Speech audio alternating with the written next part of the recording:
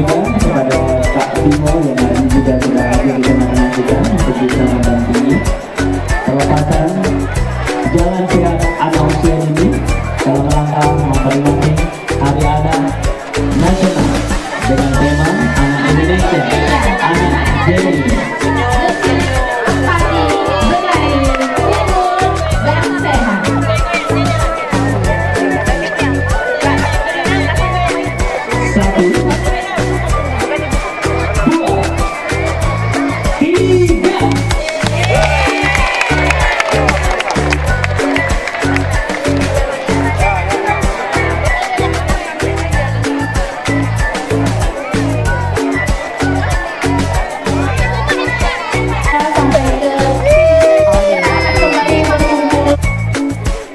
Sebagai pemilik masa depan, pendidikan dan juga proses tumbuh kembang anak harus diawasi dan juga mendapatkan perhatian serius dari para orang tua dan masyarakat secara keseluruhan, sehingga anak-anak Indonesia menjadi generasi yang unggul di masa mendatang.